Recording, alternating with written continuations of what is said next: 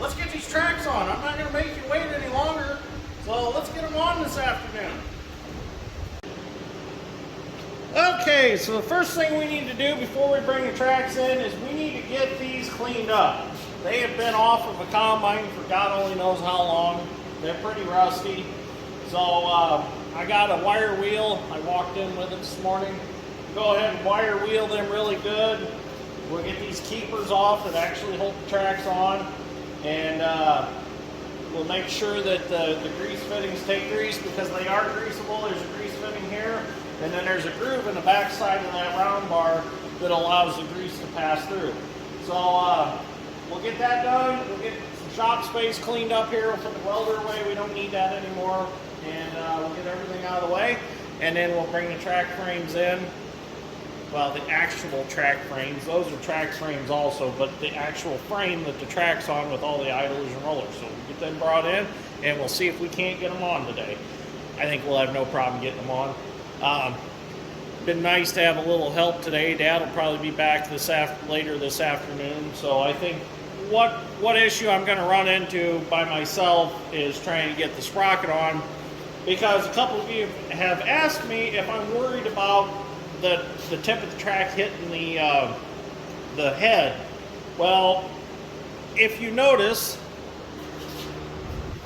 that if you look at this, that round bar that the tracks actually pivot on is not directly under the axle of the combine. So that means that it's going to pull the whole track frame back here, so it'll put the front idler, the tracks, set back. So it's not going to be a perfect pyramid of track. It's going to be the front idler, track's going to come up over, and it's going to be a longer distance back to here to this idler. So it's going to look a little different than what the tracks look like sitting out back right now. So I'm going to grab Wilson a can of food and we'll get started. First thing we need to do is get this pulled out right here.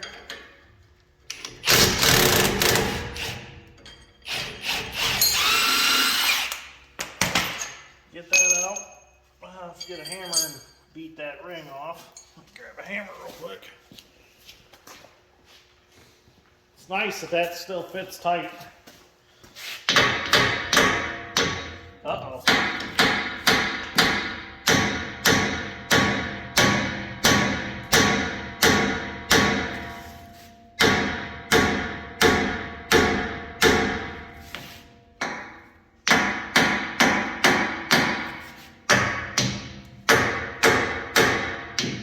Well, might have to heat that ring to get it off. Well, we're going to have to heat that ring up. It must be a little seized on there, so we'll give it a little heat to expand it and get it off that axle, or whatever you want to call that.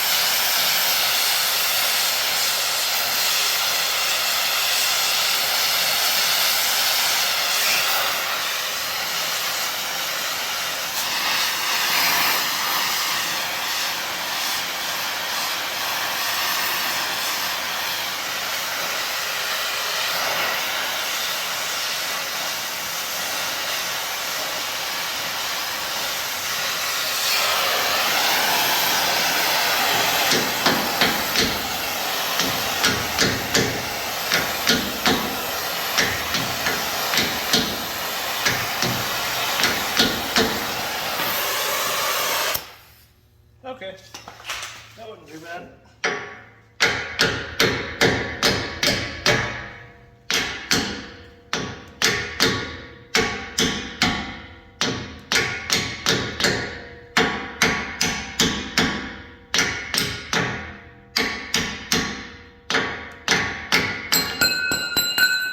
There we go, now it's off. Now we'll wire wheel that really good. We'll bring this side track in. So I'm actually going to start with the big grinder with the wire wheel, see how it works. I bought a smaller wire wheel for the smaller grinders, but I think the big one I'll have enough space to get all the way around there. So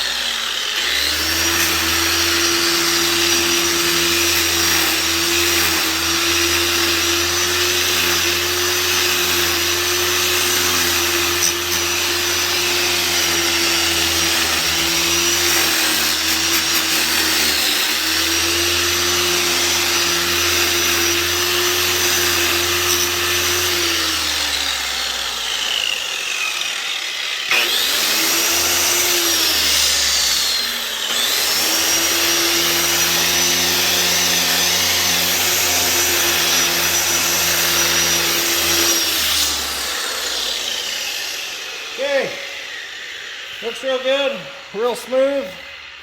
We'll go ahead and go get a track frame and bring it in here. So before I bring the tracks in, I want to go through my brochure archive here and see, there's the Massey one in here, so oh, there it is. So I want to look in here and see which direction they have the tracks facing. So they've got the idlers forward. The adjustable idlers are forward. So that's how we're going to mount our tracks. So I need to bring in the proper side. So I need to have the idler facing the front. So I'm gonna put these back in here. Some maybe winter video we'll go through all these. These are a collection from my great-grandpa, my grandpa, and my dad collected some over the years. So my grandpa passed them down to me, and now I have them. So we'll have to go through all these one cold winter day. And there's some really cool ones in there I'll show you.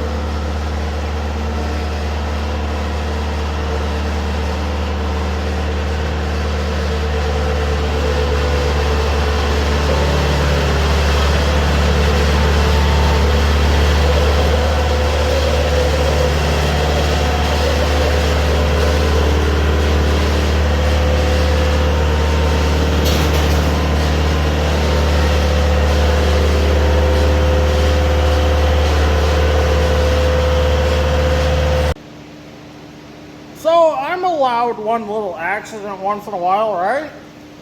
Luckily it didn't hurt nothing. I'm sure you all seen the toolbox move because it got caught on the back door of the Bobcat. It didn't hurt anything, everything is good. So don't hold it against me.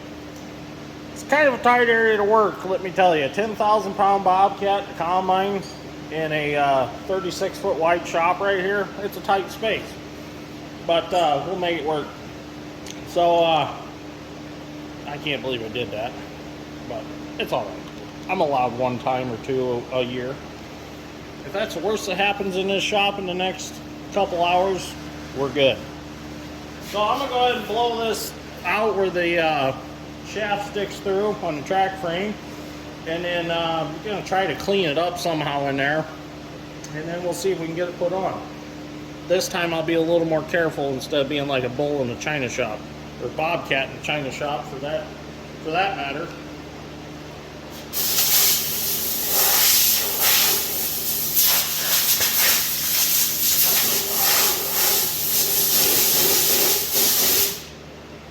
figure out how to clean that up inside of there. Well, I don't have a ball hone that small, I don't think, but we'll go see. So actually, surprisingly, I did have a ball hone that's gonna work. It's not super tight in there, but it's better than nothing. We're gonna spray that really good with some WD-40, get it good and wet, and then we'll ball hone it. It don't have to be perfect, I just wanted it slicked up a little bit.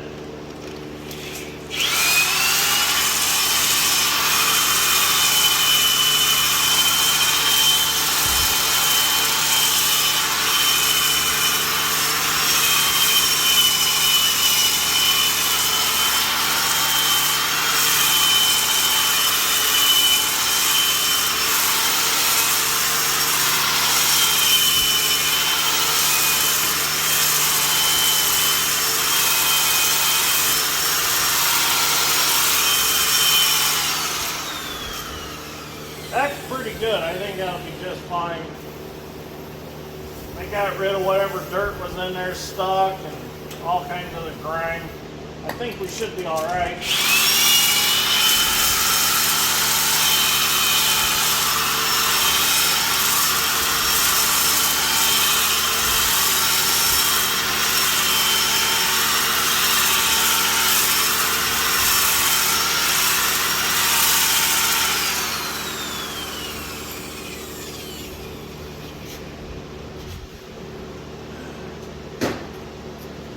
Okay, so I gotta run in the house real quick because Mom said there's a package in there for me, so I'm gonna run in the house real quick and grab that and come back out and we'll get this track stuck on. So I ran in the house and I grabbed the package and I'm walking across the driveway. I read Ryan Knapp. This is from Knapp Farms. So if you haven't checked out Knapp Farms on YouTube yet, better go over and check them out. Let's see what they sent me. See what they sent me. Oh, what do we got here? Got a nice little Christmas ornament I see from Knapp Farms. That's pretty cool. This is going on my Christmas tree, my Gleaner tree at home. That's really cool. Knapp Farms Christmas ornament. That's sweet. Oh, what is this? 10,000 subscribers. Ryan made me my own trophy for hitting 10,000 subscribers on YouTube. That is really cool. It even says dirt, grain, and steel right here. Oh, and on the bottom it says 11/7/21. That's when I hit 10,000 subscribers. Thank you, Ryan. Really like it. This is really cool. This is going to go in my cabinet with all my other special stuff. Yeah, definitely go over and check out Knapp Farms on YouTube. Excellent guys. If you haven't been following my channel, Knapp Farms and I have a pretty good relationship going on. I get a lot of my Gleaner parts from them. They saved me when I couldn't find an auger and an auger swivel. I went over there and I was able to get one off of one of their parts L2s. So great people, very great people. This is awesome.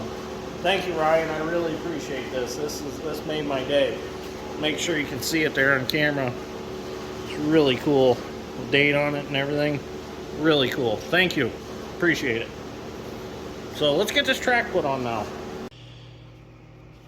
Okay, let's see what we can do. Hopefully I can get turned without crunching the toolbox again and get up where we need to be. I made sure that the grease fitting takes grease, the grease passage is clear, and I put some grease around on the pin.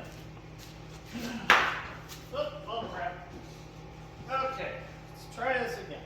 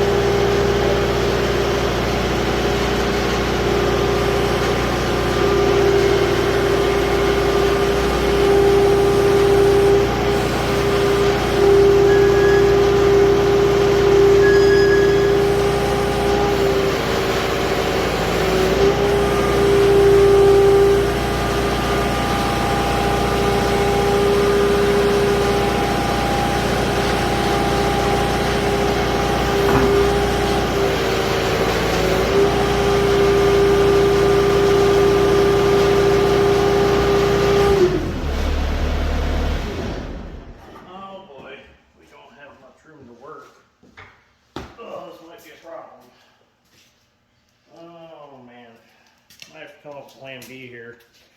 I do need to jack the combine up, so let me jack that up real quick, and then we'll continue to try to move around. Okay, so what I done was, since I don't have enough room to move around over there, what I done was I just took the track off the forks and I sat it on the floor and I just swung it around with the Bobcat and just slid it on the floor, which it's not hurting the floor at all. There's plenty of dirt on the floor and stuff. It slides pretty easy.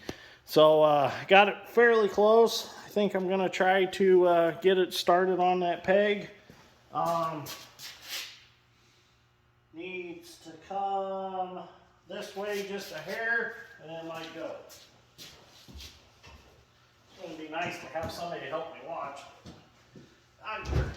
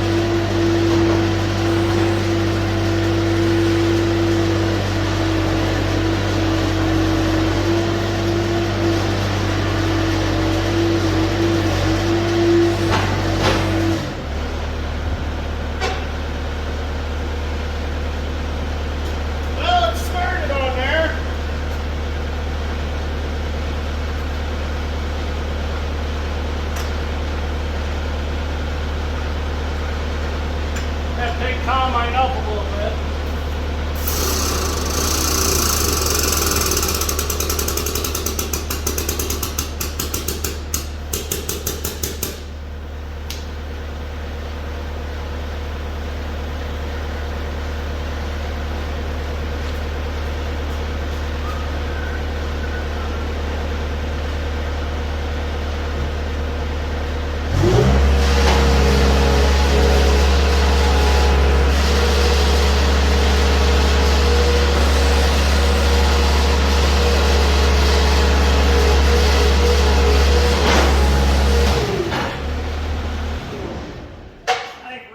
Because I can't get the jack quite high enough. So let me reset that, get some blocks under it, pick it up a little more higher.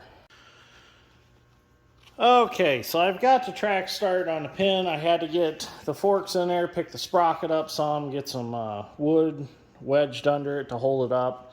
I took the forks off. Now I'm just taking the bob attach and actually pushing on the track frame gently. So let's see if we can get it slid in farther now.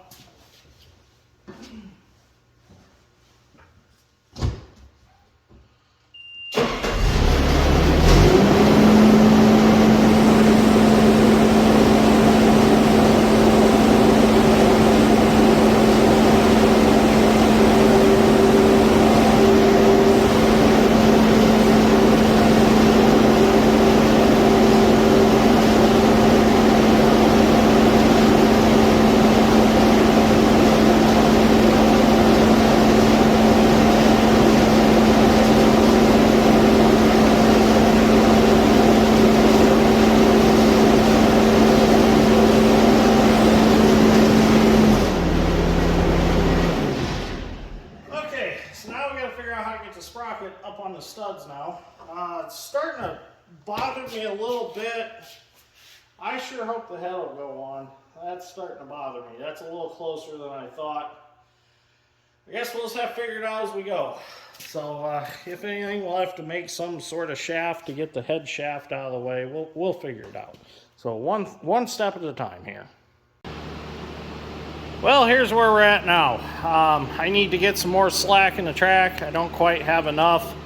So I'm gonna have to get these track tensioners broke loose, get that idler backed up, and then I'll be able to get the sprocket on the studs. I don't think they ever had an inch plate underneath the axle tube on the combine that these come off of. They must have had some kind of L bracket that they welded to the tube and then bolted them to. So I think I got a pretty good bracket system going on, probably a lot stronger than they ever had before. So with that inch taken up, that inch extra height, that's about what we're lacking to getting the sprocket on the studs. So I just got to get the torch, warm them jam nuts up, loosen these 4 bolts up on each side, and back them off, and it shouldn't be no problem as long as everything frees up. We got extremely lucky. Put a little heat on them jam nuts right there, and they broke loose, no problems. These 4 broke loose, so we're going to go to the inside of the track now, and with a little bit of luck, then we'll break loose, and we'll be able to adjust these no problem. So this is basically the same principle as like a old crane would use. It's just a threaded rod that pushes the idler back and forth. And once you get to where you want it, you jam the nuts, and then you tighten the 4 bolts, and then it won't go anywhere. So our newer style undercarriages, they all use a greasable cylinder that actually shoves the idler out, and it's got a recoil spring, so when it does hit something solid, the recoil from that is all absorbed in that spring, instead of being a solid deal like this, where this you hit something and it's solid. But on an excavator or dozer with a recoil spring, it's got a little bit of cushion to it. Not a lot, but a little bit. Well, Dad and I got this sight on. It's a good thing he showed up to help me, because I don't think I'd really got it by myself. It's just a lot of stuff to try to line up and watch all at once. It really is a 2-guy job to do this part. So now we're going to start on the other side. Dad's getting it jacked up. I've got the other track brought up to the overhead door. The only thing I got left to do on this side is to readjust the track tension and tighten everything back up. But it turned out really good.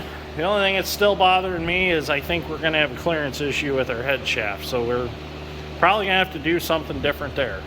But that won't be too far.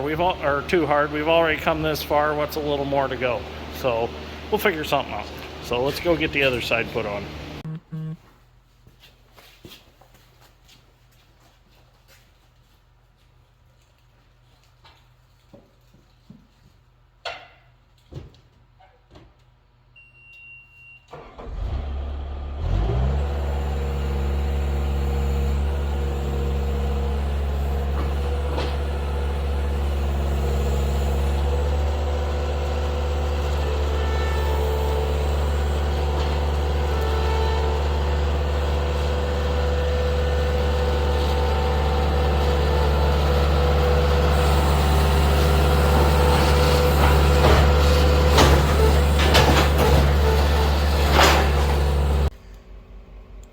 Well, we got our other track in, and what I'm going to do before I even slide it anywhere near the combine, I'm going to go ahead and I'm going to break loose all the tensioner bolts.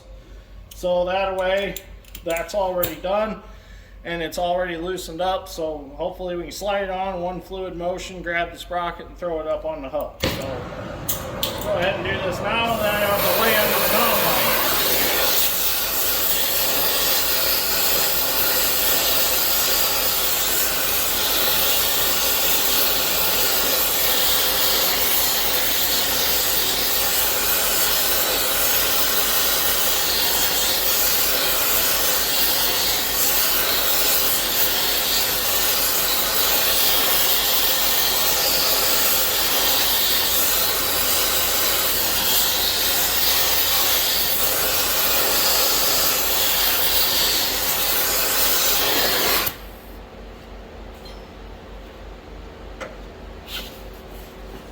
Sweet.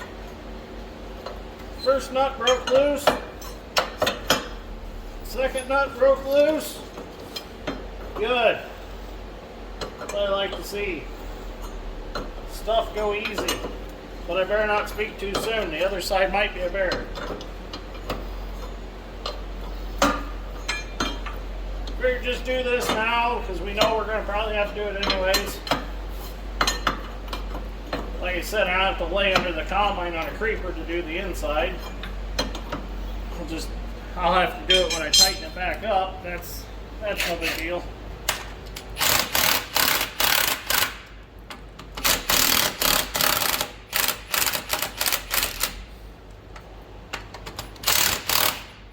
Nice.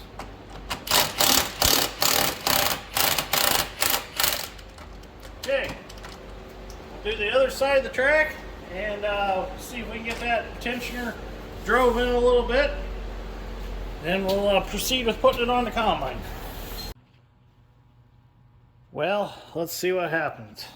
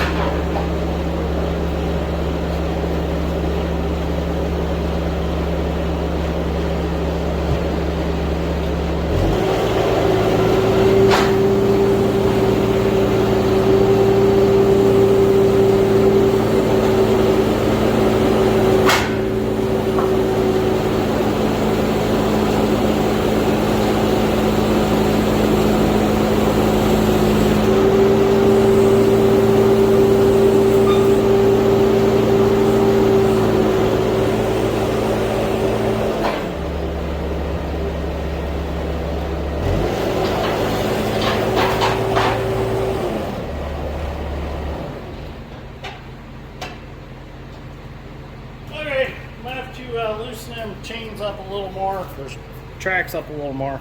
They're a little bit too tight yet. Okay, so now we're to the point where we need to use the porter power pushing against the bobcat while the bobcat holds the sprocket up to push the track frame in the rest of the way, or most of the way.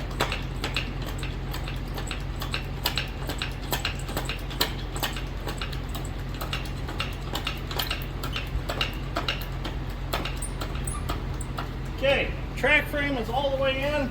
We can actually put our outer collar on now if we wanted to, but we're going to wait until we get the sprocket on. So now I got to get the lug studs lined up in the holes, and then we can shove that sprocket on using the porter power and get the lug nuts started. That works. Got it? Yep, pump it.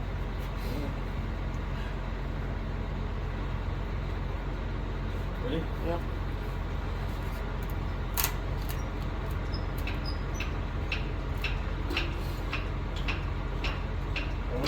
Yeah, it's going.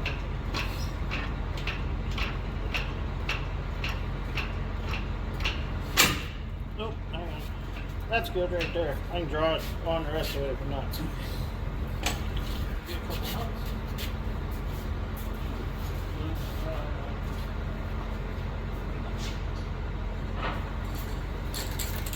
Spray them down with some old rusties.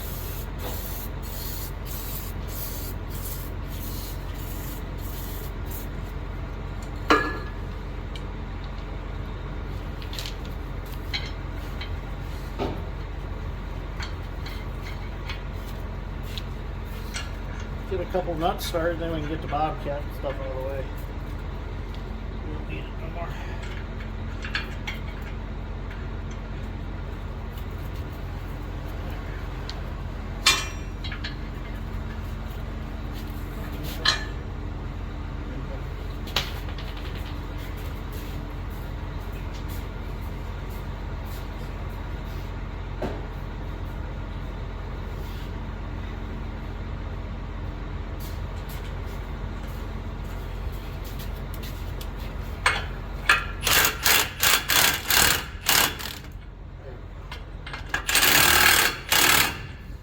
Okay.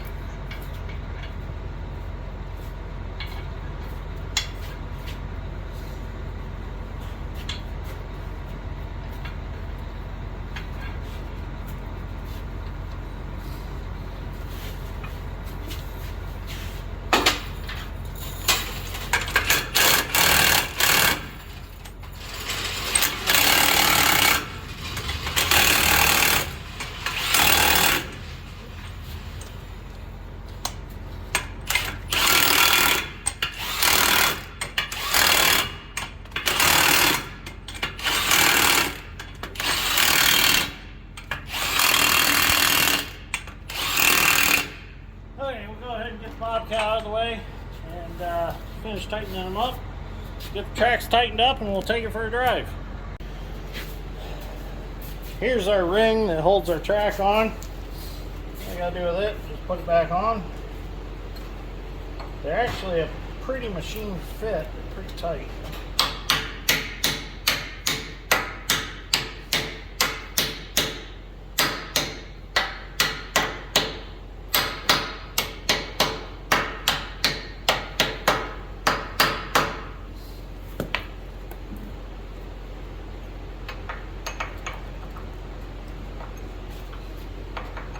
There it is. Put our bolt in, put our nut back on.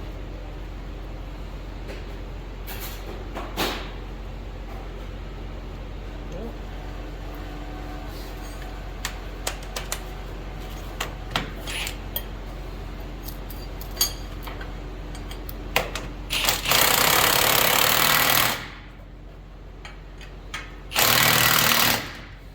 There we go. The tracks are secured on the combine. Well, let's see if he'll back out.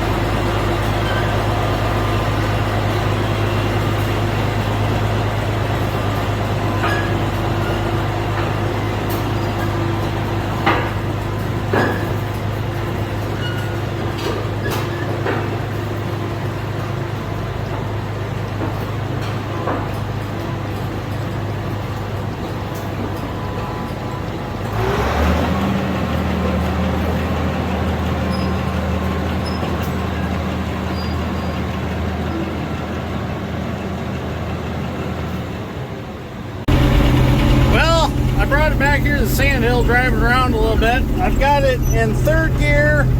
So yeah, in third gear.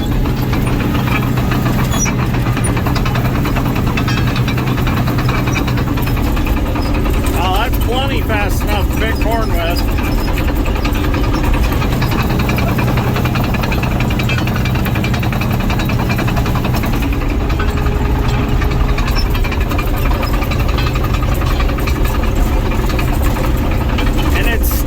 Really nice, even without the mud hog on. It's kind of like just running a regular combine on tires.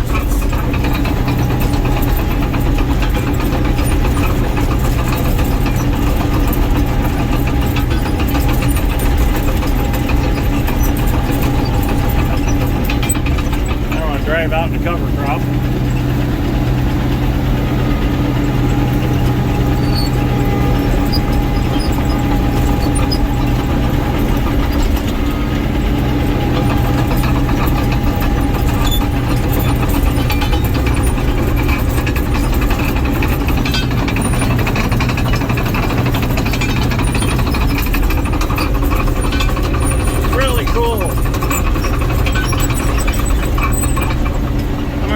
Set my camera up and do a drive-by.